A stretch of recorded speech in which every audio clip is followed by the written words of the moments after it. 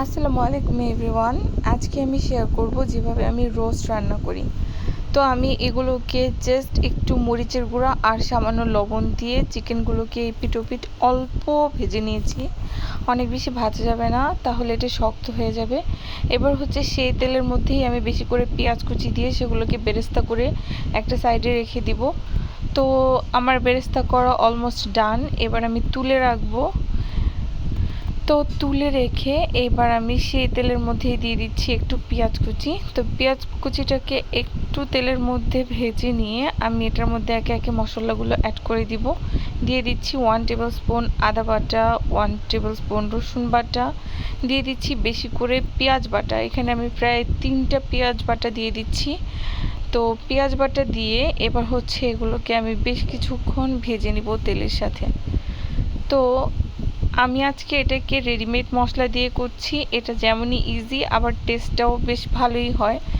তো এবার হচ্ছে আমি এর মধ্যে দিয়ে দিব প্রয়োজন মতো লবণ।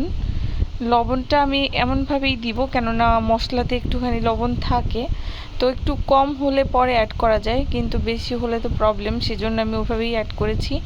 এবার আগে থেকে ফেটিয়ে রাখা টক দইগুলো আমি অ্যাড করে দিচ্ছি এখানে। তো প্রায় 5-6 টেবিল স্পুন আমি অ্যাড করেছি। আর আমার যেহেতু আজকে রোস্টের পরিমাণটা একটু বেশি, তাই ওভাবেই আমি অ্যাড করেছি।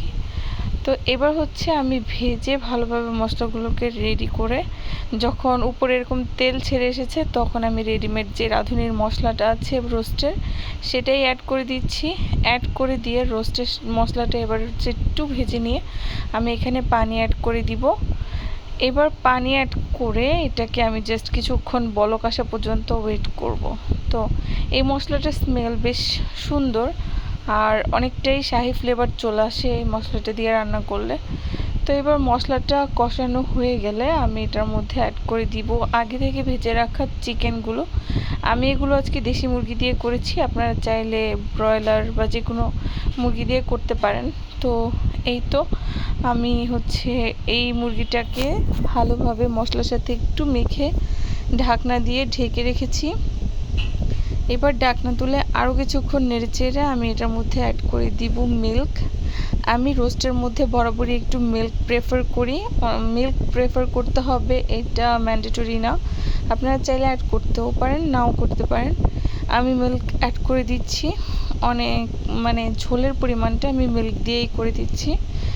এবার হচ্ছে আমার মিল্ক অ্যাড করা হয়ে গেলে আমি ঢাকা দিয়ে এটা কুক করতে থাকবো হাই ফ্লেমে। তো এই তো এটাই ছিল আমার রান্নার প্রসেস। আমি ঢাকা দিয়ে এবার কুক করতে দিয়ে দিয়েছি। যেহেতু আমি টক দই অ্যাড করেছিলাম, তো এটার ব্যালেন্স করার জন্য আমি 1 টেবিল স্পুন চিনি দিয়ে দিয়েছি। এবার বেরেস্তাটাও অ্যাড করে দিচ্ছি।